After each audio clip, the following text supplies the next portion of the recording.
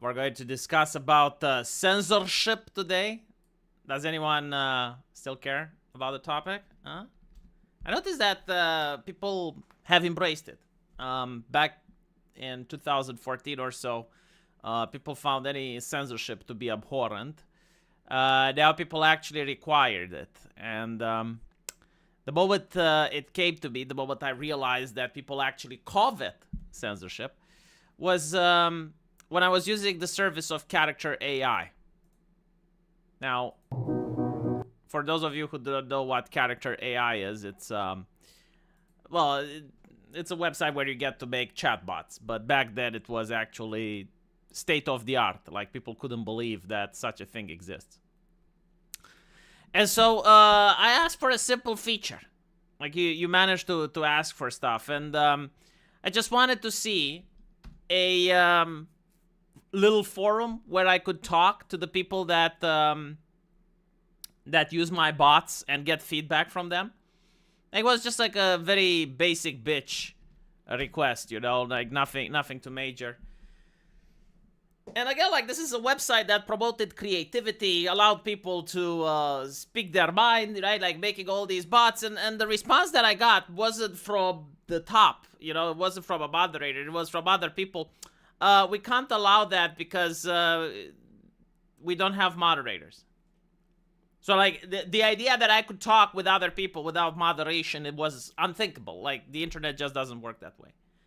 And unfortunately, that opened my eyes to the fact that, yes, this is exactly where we're heading. The new Britain Digital Safety Bill, if you guys managed to read that atrocity, actually does imply that every single thing you post on the internet should be examined, or at least be set up for the examination of someone from the government, and that everything you say should be monitored. So, in other words, like, Britain is literally a fascist state online. Unfortunately, it's not just for Britain. It's like it can affect worldwide. Like, any social media platform that operates within Britain has to comply. So yeah, like at this point, I don't see any difference between Nazi Germany's control of the press, the media, the television, and the radio, and what Western countries are trying to do. And it's little by little, you know. It's not like big, grandiose changes, because then people would rebel. But it's like these tiny changes where censorship is normalized. People think it's okay.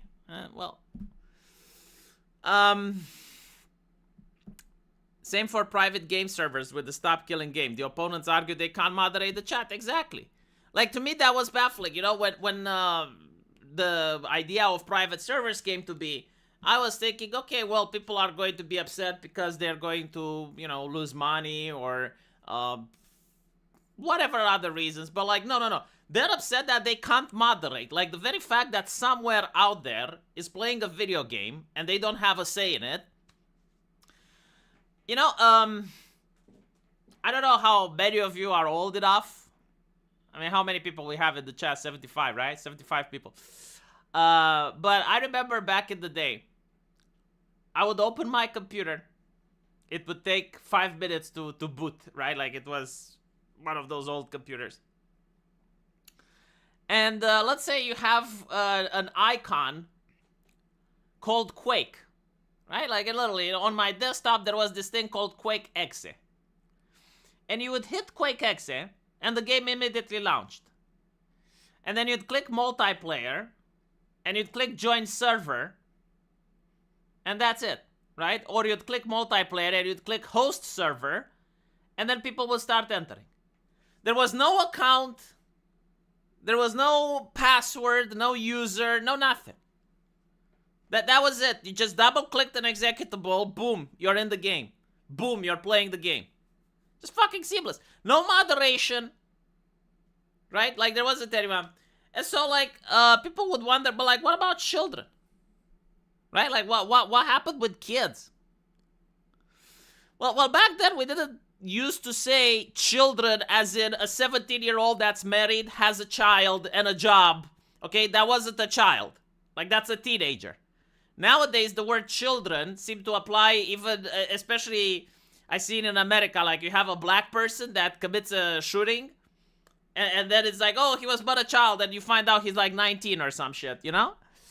No, like children, when you used to say children, you'd think like people before the age of 14 usually. Like 13, 12-year-old. Those people didn't have internet access. Like those people, their parents would understand that the internet is dangerous, or if they would give them internet access, it was highly supervised. For teenagers, they also had supervision access, but like as a teenager, I knew that the internet is a very dangerous, scary place. And so the idea was never to share your information online, never to show your face online, never to meet people from online. Like the idea of meeting someone from online was just like, well, really? Like, that's not safe.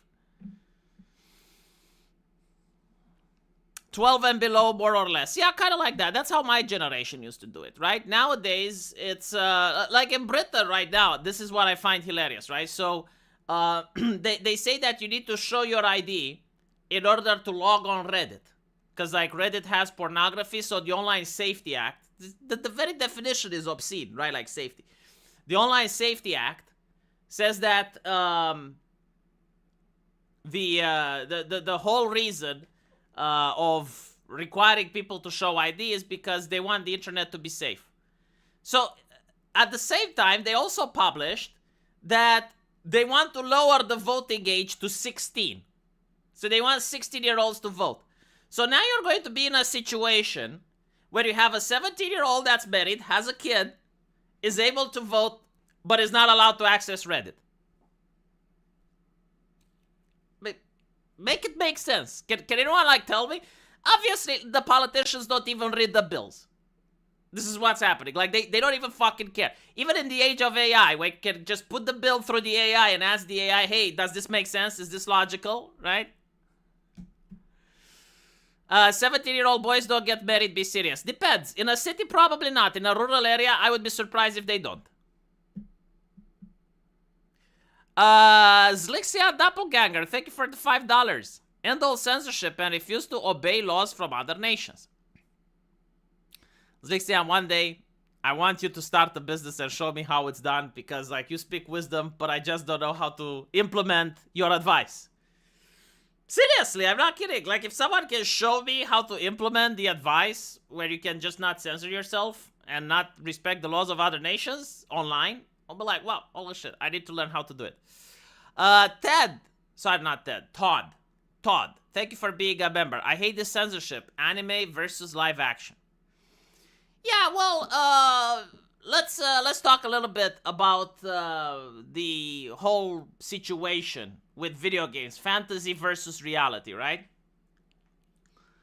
I actually know an interesting story about the history of the golden age of pornography. Did you guys know that? There was a golden age of pornography. Turns out that back when Hollywood was in its infancy, there were a lot of producers that were starting to make smut. And some of the smut at the time was becoming quite popular. Now, they were actually trying to make stories. Like, they were actually trying to make real movies. Not just what you see now on Pornhub, right? Where two people get together and smack. No, they weren't doing that. Like, there were actual bromance stories, actual, you know, and they would also contain a smut scene. And it was very popular at the time, right? I guess, like, you could say it was kind of like certain hentais.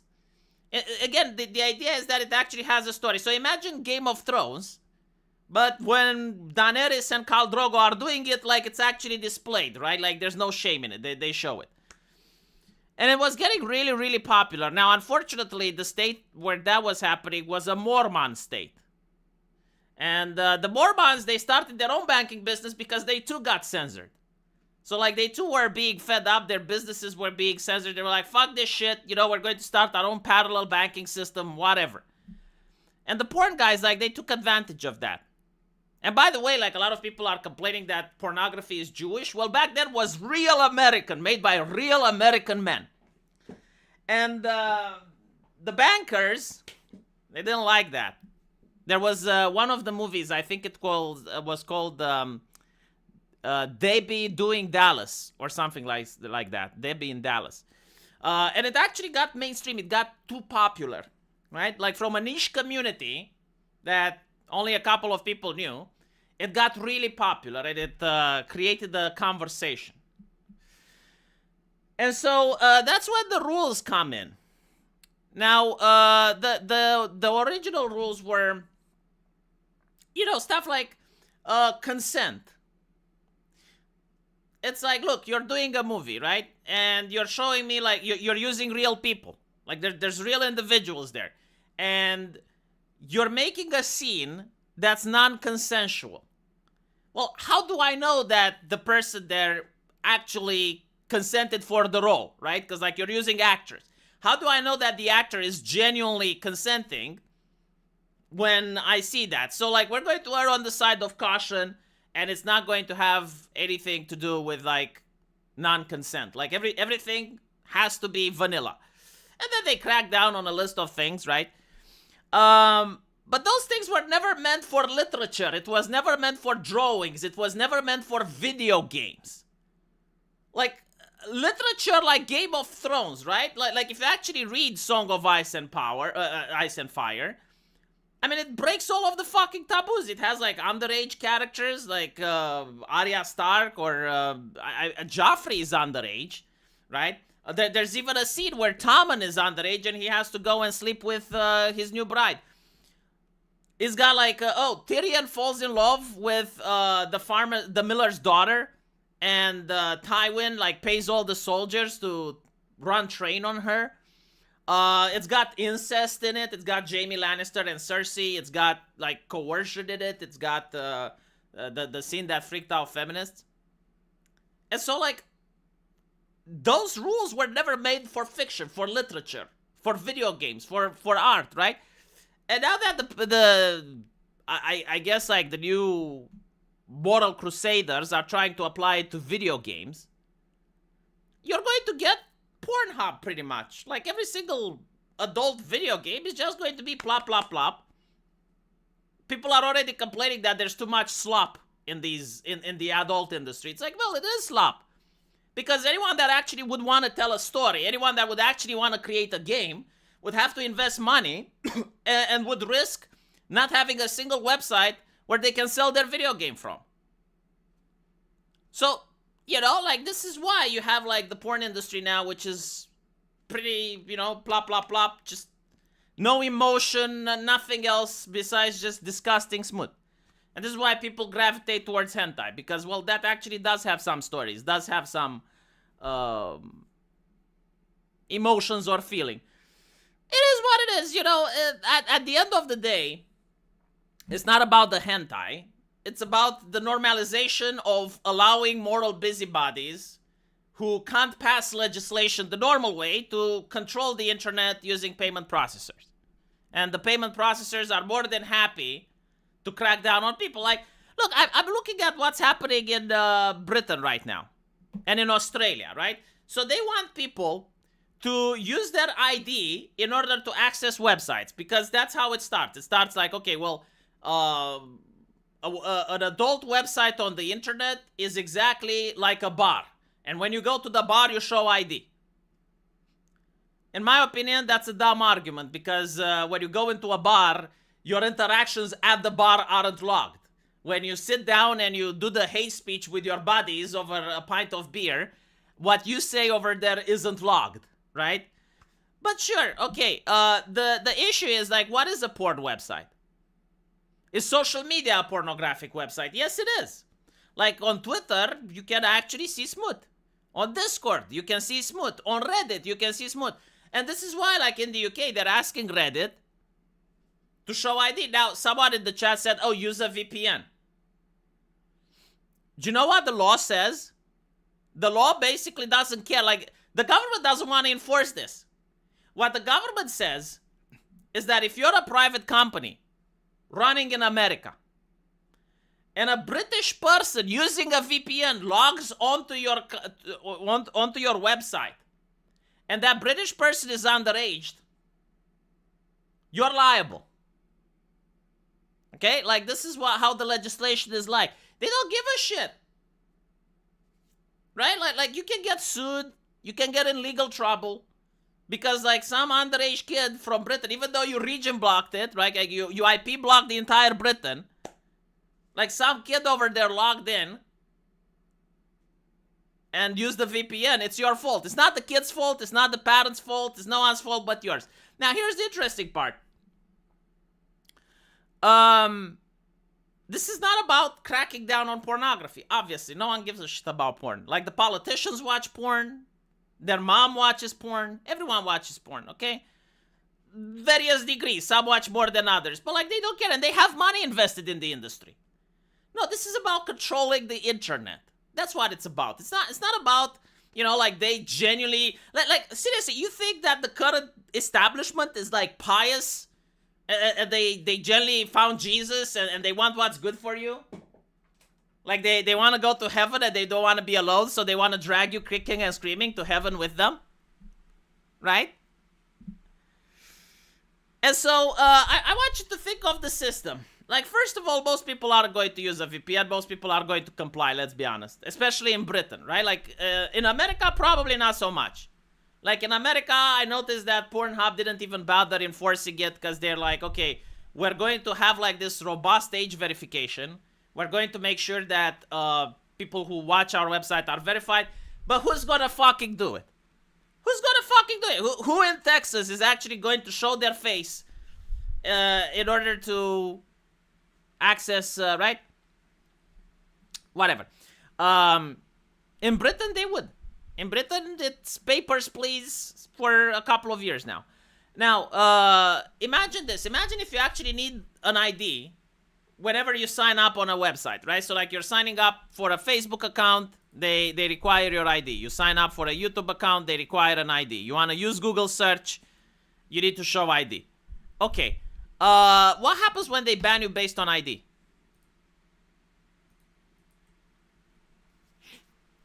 Isn't it an amazing system? No one is asking that. But like, seriously, right? Like, let's say you go on Twitter and you don't think that your country should take any more illegal migrants, or you think that illegal migrants should be deported. You're doing a Nigel Farage. And they consider that you're literally Hitler, that you're spreading extreme hateful rhetoric. And so the social media bans you. But they have like the ID that you connected it to make your account, right? And now when you go to another social media company, well, they can communicate with each other like the banks. And you're banned over there as well. Isn't it a nice system? But it keeps the children safe, I've been told. If you're a man alone in a house with no child, you still need to show ID when you're going on the internet. Isn't that fucking fascinating? If VPN becomes the norm, then they just illegalize VPN. That would be trusted. That would log you instead. Well, Brazil actually did it, right? Like the Brazilian judge, when he banned Twitter in Brazil, a lot of people would also say, I'm going to use VPN. He said that any person using a VPN is going to have to pay a 2,000 euro fine per day. How many people do you think use VPN? I know Brazilians that, I'm not fucking with that shit. No, I'm not using it.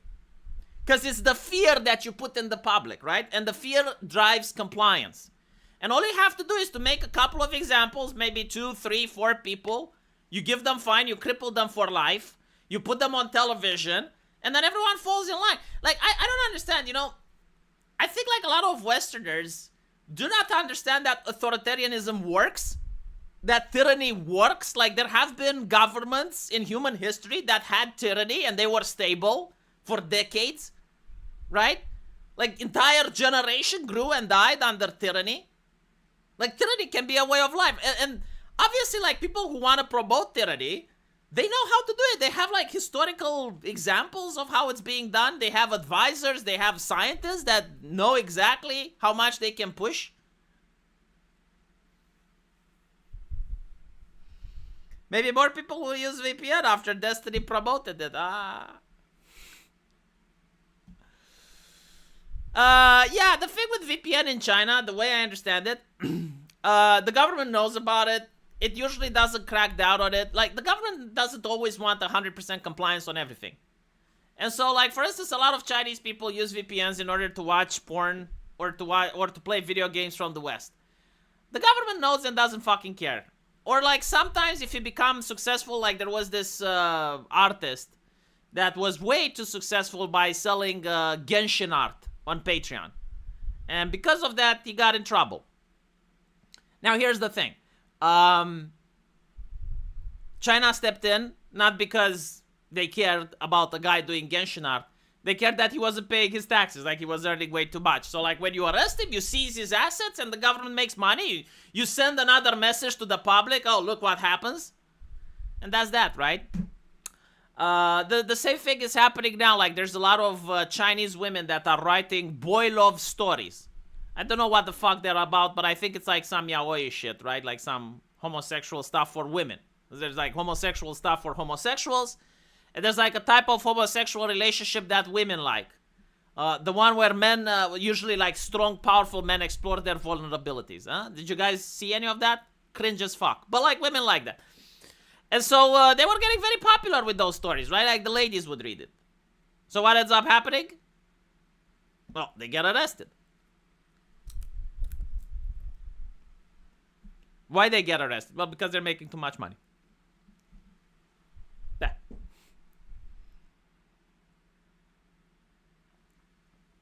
Master Saber, $5. Thank you. Collective shit. Need to investigate by the Japanese government over financial censorship. And we need to women right for the sun. They did with Steam and Japan. Well, here's the thing, right? All these collective shout. They're doing BLM level noise. And they're making BLM level money. Like, seriously, look at their organization. They're not that many. They're like 10, 20 women in total. And they're making millions of dollars.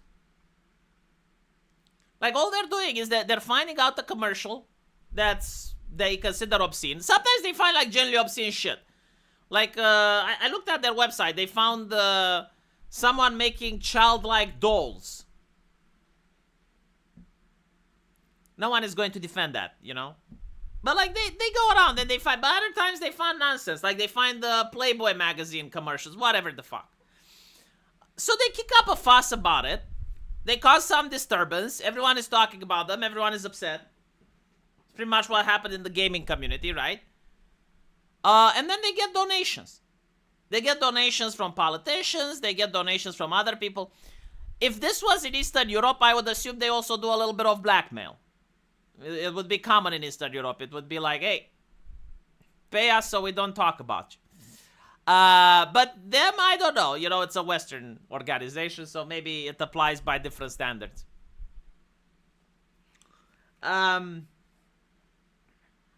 Anyway, the whole idea is that they manage to get donations, and that's pretty much it. They don't do anything.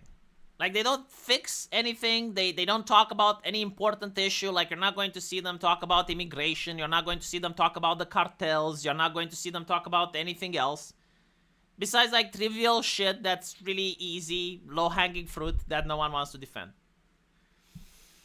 Zlixian says, tyranny works because all people are cowards. Yes, human beings have this thing called self-preservation. And unfortunately, it's a very strong impulse. Some people have principles. Most don't. Blackmail is common in all forms of power. Yeah, but like, I don't have any evidence that it's happening, so... what does it take for a wealthy entrepreneur to make a rival payment processor? Well, first of all, you need to understand why Visa and MasterCard are doing it. Visa and MasterCard aren't doing it necessarily because they are moral people.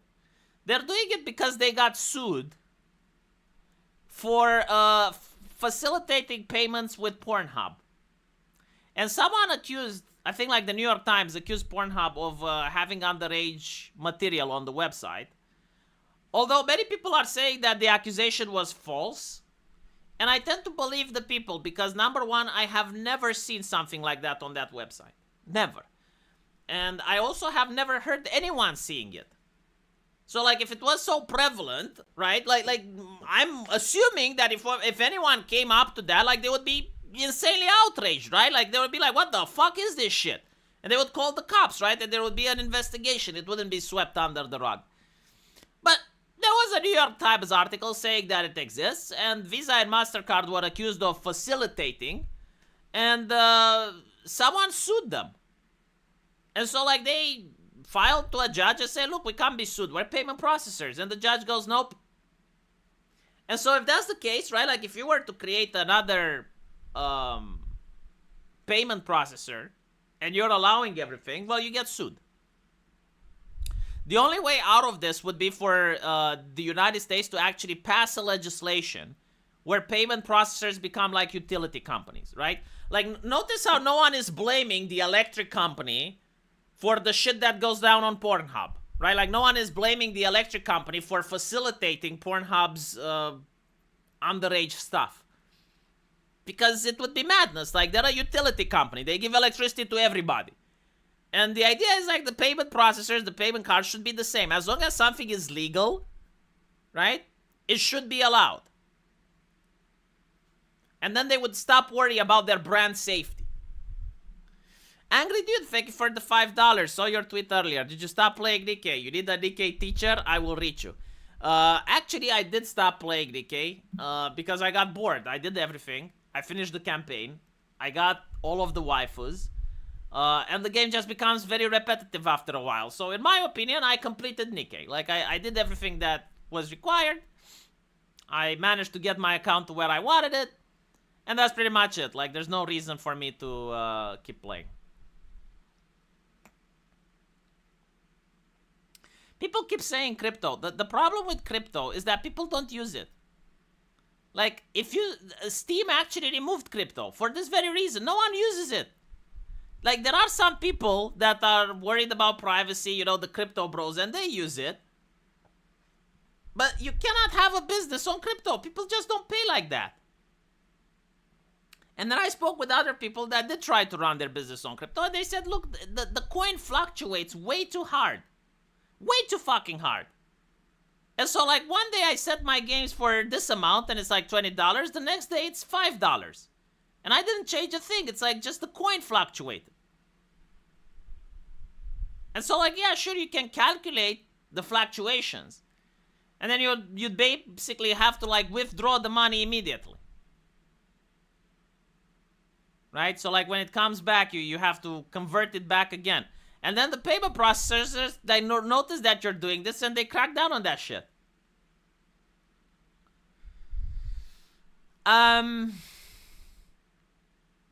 Anyway, right, like, if you manage to convince everyone to do transactions in crypto, then maybe businesses would be more sustainable. V, you are good at talking to people. Talk to some of the VPN people. Ask them how they do it. Motherfucker, I got like 200 concurrent viewers. I'm not that good at talking to people. If I had like 2,000 people watching, you'd be more correct. How the fuck is the payment processor responsible for what's going on the hub?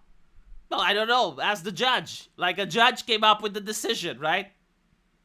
The reason that this happened, in my opinion, is because this was during the peak of the activism, of leftist activism.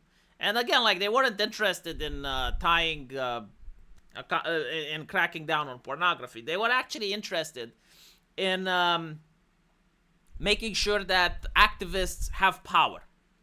And so you have, like, leftist activists like Antifa and all the others, and they would target the payment processors, or they would target the advertising companies, right? Because, like, the idea is if you're tied to a business in any way, shape, or form, you're responsible for that business. Like, for instance, I got a video game, right? So, like, if I was to ask Pipkin Pippa, hey, can you promote my game? Now, if I was to do that, I don't give a shit about Pipkin Pippa's rhetoric or her shit. It's like, look, all I know is that she's managing to get, like, 4,000 people to watch her constantly. And I get, like, 4,000 eyeballs on my game. That's it, right? I don't care how she does it. Like, if she hypnotizes people, if she forces them in front of the computer, like, in the Clockwork Orange with their eyes peeled to watch. I don't fucking care. All I know is that they're watching. And so if I was to promote my game over there, like, they would see it. And so, the idea is, like, no, that's not the way you should do it. The way you should do it is to listen to everything that Pippa says.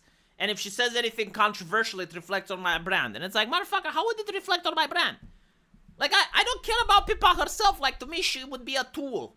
She would be an asset. It's just like the nexus that connects me to other people. Right? Like I don't even think about her like a human being in that situation. She's just like the one that brings people there. So I have an opportunity to show them a product. Right? But like at the time, activists were like, no, that's not how we do it. And that's how cancel culture managed to get in. By basically suggesting that whatever you say makes you responsible for your advertisers. Whatever you say makes you responsible to your boss. So like if you say something in your private bedroom, well, your employer should listen to it and they should decide if you have a job the next day or not.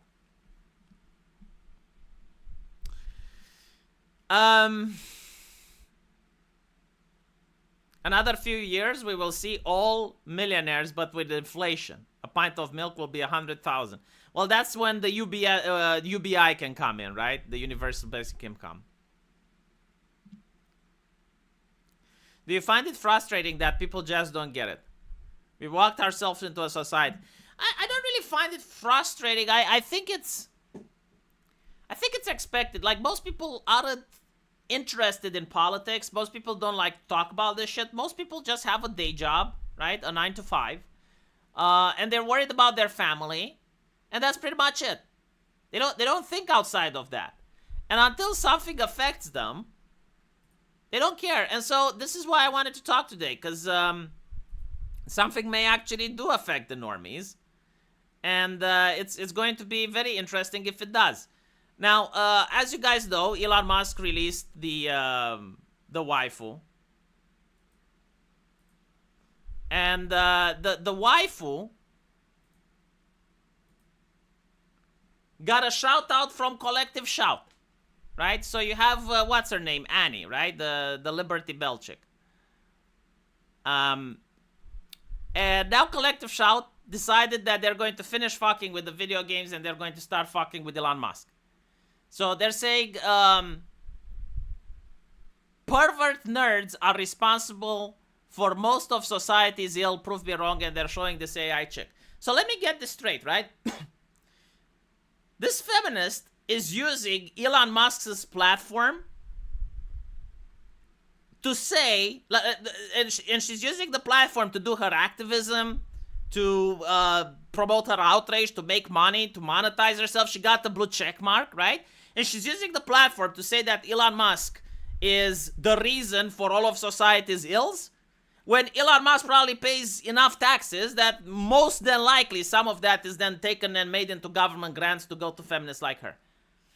Like, the level of lack of appreciation, malice, lack of I don't even know how to put it. You're basically biting the hand that feeds you. Like, anyone else besides Elon Musk would have probably banned her off the site, right? And they're complaining. It's like the dance animation for Grok Companion, Ani, in Spicy Mode. This isn't progression, it's regression. And degrading to the female sex. This is disturbing, Elon. Very dark path. They never complain when a black woman twerks. Did you notice that shit, right? Like when female Hulk had the twerking, which was so fucking forced, right? Like it was a TV show, and you have like this lawyer, which is the female Hulk, and next to her comes a black woman that's a client, and they twerk together. Apparently, like, no, that's fine, right? But if you have an anime waifu dancing, that isn't. It's, again, like they're making BLM type of noise in order to gain BLM type of money. And the thing is, if you look at BLM, like what did it accomplish for the actual people that it was caring about? Well, let's see. BLM accomplished impoverishing neighborhoods, creating food courts, food deserts, because like no one wants to shop into a place where there's broken windows and crime everywhere. Managed to make one of the biggest wealth transfers from the poor to the rich. And the people at BLM, the activists, they got mansions. They managed to shake hands with influential people. Right? They managed to make a lot of money out of the grift.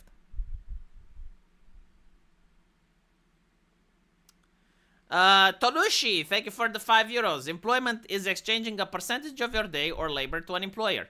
If 100% of your time belongs to your employer, it's slavery or public employment. Yeah, well, that's the morality that the left came up with. And I think maybe it's like a neo-Protestant morality where your job is your identity. We don't have that in Eastern Europe. But like in Protestant countries, Ben Shapiro talked about it, basically saying that people should never retire, right? And people should be proud in their job and shit.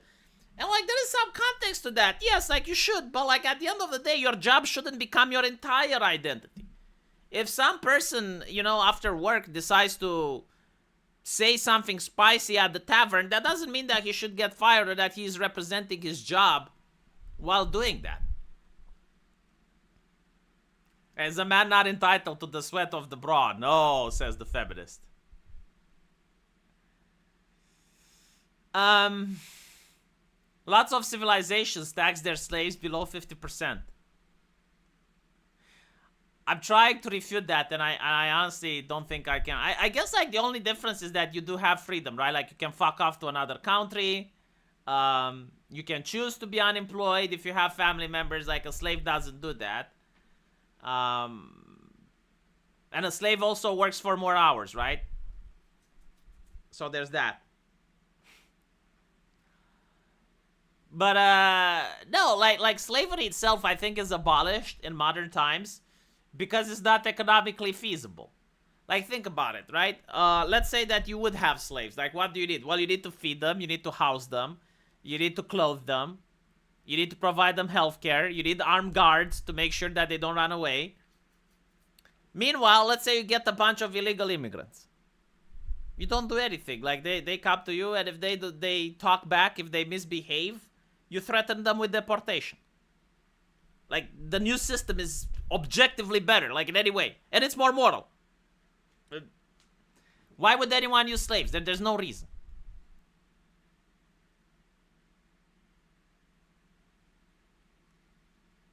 %15 income tax should cover every necessity. Yeah, but like, what do you do when other people don't want to work, right? And only the people that work have income tax.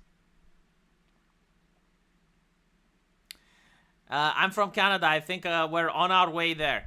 Well, yeah, no, like, I was actually watching some historical buffs. And I noticed that in medieval time, people were being taxed far less than today. And they were rebelling quite often.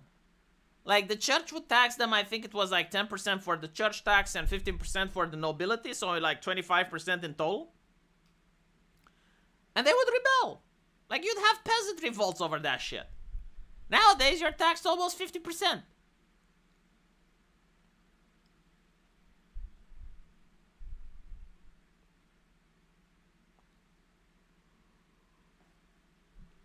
Anyway, I hope the feminists manage to ban the AI bitch.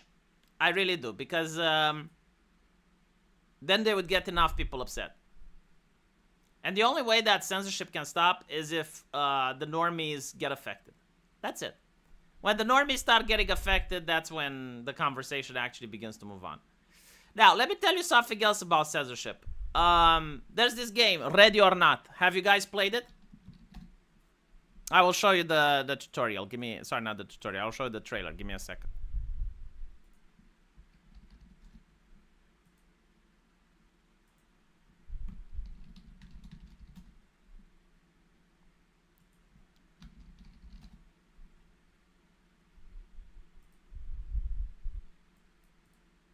So this is a game that managed to piss off both the left and the right. Guns. Guns. Action. Glory. If that's why you joined SWAT, wake the hell up. 911. What is your emergency? You're not here to pull the trigger and ask questions later. We've got reports of a number of armed individuals. You must follow the rules of engagement. We need to bring as many suspects back as we can. Hostage situations. Bomb threats. active shooters. Drop the weapon and put your hands up! But the life or death question is always, what's on the other side of that door? Okay, so, why did it piss off the left and the right? Well, the reason it pissed off the left is because it glorifies police work. And it does so really well. Kind of destroys the defund the police once you play the game. You see, the game actually tries to recreate an all-time classic called SWAT 4. And in SWAT 4, it came up during a time period where first-person shooters were popular, but this one did something different. Yeah, like back then, you had video games actually innovating. And they're like, what if you play a game where you don't have to shoot everyone, and you just are a SWAT leader, and you have to complete the mission by arresting people? Hello, Nomad. And so, it was insanely popular, but it never got a sequel. And now people are making this Ready or Not, which is pretty much a continuation of SWAT 4. It's almost the same game, but with updated graphics and better gameplay. But it glorifies the police because it actually handles real police cases. Like, for instance, you actually go into the house where people are trafficking children. You actually go into the den of a drug dealer. You actually go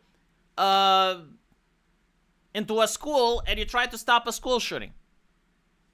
Right? Like, it has some heavy themes, but it's done in context. Like, there is a purpose to the theme. It's not to glorify the theme, right? It's to show, like, this is what police officers are dealing with on a daily basis. And the left didn't like that. They absolutely hated it because, like, again, it shows cops as heroes, and they tried to get the game canceled. Didn't work. Now, the thing is, like, the game has to... Like they want to put the game on consoles. And I understand where they're coming from, right? Because, like, if you're a company making video games, you gotta pay people. You gotta pay staff. You gotta make sure that you have enough money to make DLC or to make patches or to make sequels, right? Like, these cost money. You know, it's not like you've made the game, you released it, and that's it. Like, no, you've made the game, you released it, and now you still need to pay developers to patch the game if there's bugs and stuff. So anyway, like, they thought, okay, well, we're going to put it on consoles. The problem is, consoles actually require you to get an ESRB rating. Now, what is an ESRB rating? Well, the ESRB rating happened due to Mortal Kombat. Like, back in the day, when Mortal Kombat came out, it had such a gratuitous and realistic level of violence for its time, because they used the, you know, motion capture for the actors and shit, that it literally horrified the parents. And in a way, I don't really blame them, because, in my opinion, violence is actually really impressionable on young adults. If a kid sees something in a TV or in a TV show or in a video game, they may try to recreate it. I actually did have a friend of mine, which, you know, he saw in Looney Tunes and in Tom and Jerry the joke where you throw a potted plant from a balcony and it falls into someone's head. And that's supposed to be funny, right? But, like, in the Looney Tunes, the person gets up. Like, they get hurt, but they get up. Well, in real life, not so much. And so he ended up in juvie. I think he was like 6 years old, right? And so the parents decided to, sorry, not the parents, but like some concerned activist groups wanted the game banned, but like you have free speech in America, so they found the compromise, and it's like, okay, we're going to put this label so that the parents know. And that's fair, you know, because like parents didn't play video games at the time. They had no idea. It was just like, okay, I want to buy a video game for little Billy. What do I buy? And it would be like an ESRB rating. It's like, this video game is for teenagers. This video game is for mature people, right? And so that was the purpose of it. The purpose of the ESRB was to inform. It wasn't to restrict video games. It wasn't as a punishment. But now, in the age of consoles, if you want to put the game on a console, well, they require an ESRB rating. And a lot of the people from the ESRB, they're leftist twats. They're woke people. What do I mean by this? Well, a video game that has actual pornography in it, like for instance, The Last of Us 2, that gets allowed just fine on the platforms. A video game like Cyberpunk, where you have penis sliders, that gets allowed on the platforms. Now, if you had like Stellar Blade doing sex, do you think it would get allowed? Apparently, Ready or Not didn't get allowed either, despite the fact that they censored. And they had to censor a lot of nonsense that I disagree with. Like, for instance, you go into a drug den, and there's a kid twitching. And you have to call the ambulance, right? Like, you're the police officer. And it wants to show, like, the stuff that police officers deal with. Like, you go to bust some people, and there's a child there. There's a room with a child. And the child is overdosed, so you're calling the ambulance, right? Like, it's a horror game, in my opinion. And the horror comes from the fact that a lot of that shit happens in real life. Or they have a couple of people that are being trafficked over the border, and they're naked. Right? Like, the nakedness is not supposed to arouse. It's simply supposed to show the horrors of human sex trafficking.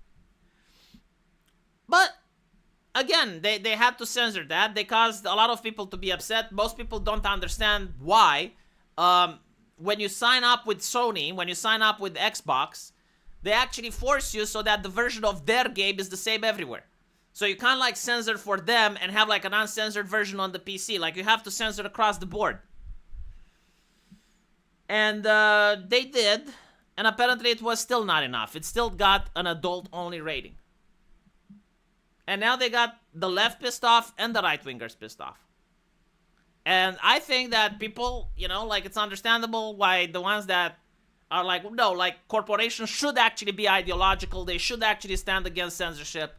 If consoles tell you to censor your game, don't fucking do it.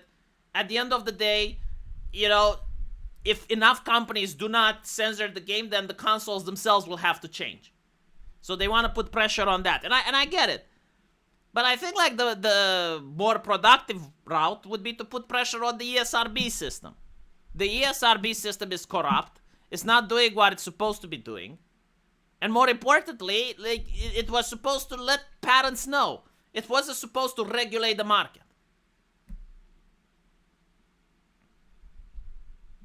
I think the devs even called the player base stupid for being outraged over the censorship. I don't know if they did. If they did, that's bad PR, bad optics. You should never target a segment of your followers or a segment of your clients, ever, under any circumstance. It's Ready or Not, a game where you play as SWAT police. I understand their frustration, right? Because, like, there is a disconnect, which is understandable, between the way games are made and the way the public reacts to them. And what I mean by this, you know, like, players don't understand about you having to pay wages. Players don't understand about different legislations. Players don't understand about you making enough money to keep even or, like, investing in a sequel. They don't care, right? And they shouldn't. But, like, when it happens and you're, like, censoring for a reason, because I'm willing to bet, like, the developers didn't want to censor either. But, like, okay, we need money, so what do? We sell it on the consoles, right? It's like, what do we need to do to sell it to the console? We need to censor. And they're like, oh, fuck. And like, okay, well, let's censor the bare minimum. And apparently that's what happened. They censored the bare minimum and it wasn't enough. And so they got into a controversy. But, like, the players don't understand that, nor do they need to, so don't call them stupid. Right? Like, either talk nice to them. Like, I'm pretty sure if you explain to the community, most would understand. Like, I would have told to the community, if I was the ones that make Ready or Not, I would say, look, we need more money. We want to make a cool sequel. We want to keep updating the game. And the only way we can do that is if we have more cash. And we're going to sell on the consoles. We're going to have to censor. But maybe there's a patch that you can install and the game gets uncensored. Right? Yeah. Yeah. I'm just saying. Turns out there was a patch that they didn't do. I think, like, the patch was done by a person that was a fan. And it got banned from Nexus Mods. Which raises the question, why the fuck is there a Nexus Mods if we don't have mods on it?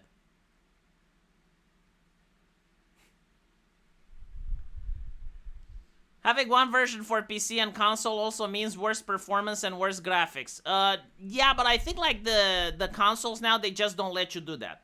Like they flat out tell you when you make a contract with them that they do not support two versions. Because like they already lose to PC based on the fact that computers have better hardware and you can also mod things, right? So like most people want to buy Stellar Blade so that they can mod it. And so they're absolutely livid when that happens. It was a pirate patch. I don't know if it was a pirate patch or from the company itself. The thing is, like, if it was from the company itself, they couldn't really say it, right? So, like, maybe it was, or maybe it wasn't, but there was a patch, and it immediately got banned. If I were them, I'd do what hentai games do. I'd release the censored game on the platform and make a mod for the rest of the content. I don't think, like, they thought that this issue is going to be that big. And I don't think that, and I think they did that anyway, right? Like, they did release a patch. But, like, again, you're under contractual obligations. And you don't want to piss off the platform you're working with, because assumingly you want to sell more games over there, right? And if they see that you're following the letter but not the spirit, well, the next time they may not host your games. Does anyone actually use Nexus mods anymore? I don't fucking know. I stopped using it. I'm disgusted by it. Utterly. And it's not the age verification thing, because they're just complying with UK. Although, in my opinion, every sane company should just blocklist UK from the internet. Like for those of you who don't know, they made the Digital Safety Act. And that's like the correct way of handling it. Just blacklist them. It is what it is. You know, take the loss, move the fuck on. Blocklist UK, blocklist Australia. Australia fucked around and found out. Canada fucked around and found out. You know, like most social media companies didn't put up with their shit. Australia wanted the link tax back in the day, if you guys remember. And they were like, oh, Facebook, you should pay us because you're linking to journalistic articles. And Facebook said, okay, go fuck yourselves. I'm blocking all journalists from the platform in Australia. And they did that in Canada too, and like Justin Trudeau was pissing his eyes on TV saying, oh, there's so many Canadian wildfires and we can't coordinate, people can't talk about it. It's like, yeah, because you wanted to put the link tax, and so now Facebook is not allowing your news to travel. And eventually they backpedal. They're, oh shit, like, hold on a little bit, the internet is actually useful. I gotta say though, I'm starting to respect China. I never thought I would say this. Because, like, I'm a person that likes liberty. And you know, looking at an authoritative regime sickens me. Like, that's the actual definition. It makes me sick to the core. But at least China is authoritarian with its people, right? I'm not Chinese. They don't fuck with me. Like seriously, like, they have their censorship. They have, like, their social agendas and like credit score system, and they're doing a lot of stuff to their citizens, but they're not fucking with me personally, right? They leave me the fuck alone. And then you look at Britain, and the legislation that's coming out of it is shocking. It's like, oh, they wanted the iPhone to give them access to the cloud, and to give them access to the cloud without encryption. So in other words, I'm not even kidding, like without the court order, they should be able to just have like a back door, like their government agency should just see what's on your mom's iPhone. If you have a credit card there, they can see it. If your mom has any pictures with your baby daughter, they should see it. Her baby daughter, sorry. But it's like a little bit fucked up, right? Like, why is there nonsense coming over here? It's like, okay, be authoritarian with your people and contain it in your fucking border.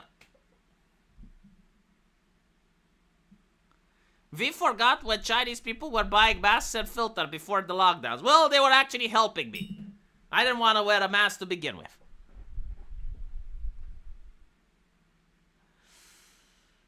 China released Genshin Impact and Azure Lane. Exactly. What did Britain release?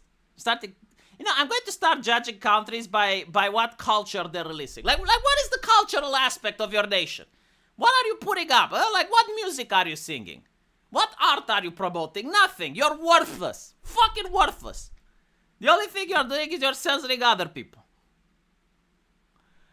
I'm becoming a second dev. Goodness gracious.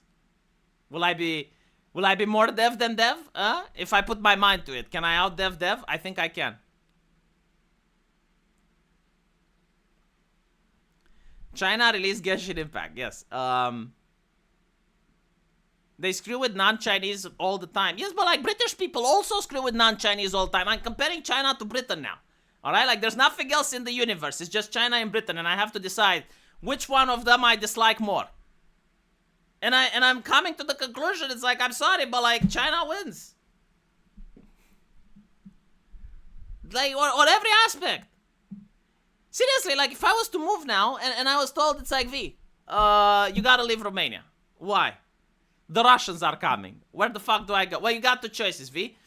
You can go to Britain or you can go to China.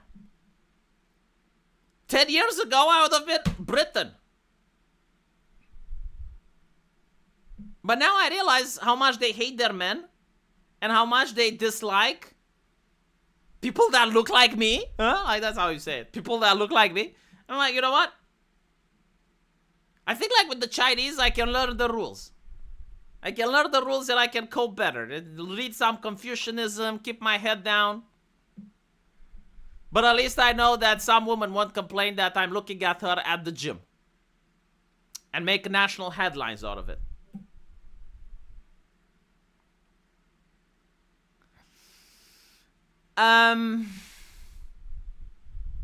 Yeah, unfortunately you do need Taiwan, yes. China is friends with Russia. Yeah, but like as a person living in China, right? Like let's say you're just one guy and you're living in that place, right? Like you don't care about the geopolitics as much.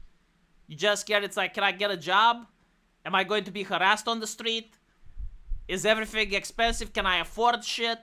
Right? Like if that's what you're thinking, is the government going to lock me up for saying random crap? Do I know what the random crap is? Is it something that I really can live or can't live with it? You know, like for instance, can I say in China that a woman has a smoking hot ass? Yes. Can I say that in Britain? No. Can I say in China about the Taiwan Square? No. Can I say that in Britain? Yes. Which one is more likely for me to talk about? Is it more likely that I will bring up the Tiananmen Square, or is it more likely that I will congratulate a woman for having the perfect plum pass? Well, there you fucking go. My dad went to China with my baby brother. He told me Chinese ladies could not get enough photos because they never see baby white boys. Ooh. SRC Maker, thank you for the 5 new memberships. You just arrived when I was about to leave. I got 2 more minutes though. Anyway, right, no, I'm actually heading out. I need to upload videos on my other channels. Hopefully this whole shit show is done with the whole sorry about that. The whole Steam nonsense. We'll see. We'll see. But to me, it was really disheartening to see a video game like Ready or Not, number 1, having to censor, and number 2, despite the censorship, getting fucked in the A, and also both the left and the right hating this game, which, again, goes to show, it's not about the Ready or Not, it's not about the devs. It's about the fact that this is why we cannot have good games. Like, literally, you cannot tell an artist, oh, you can't touch these themes, you can't touch those themes, and you keep saying that, and the themes are ambiguous to the point where if someone actually wants to make an interesting story about police officers stopping crime, well, they run afoul of all these regulations and morality issues and stuff, and it's like, okay, but like, there's actual people that are dealing with this in real life. What? No. It's not possible. Anyway, right, let me know what you think. I'll see you in the comment section.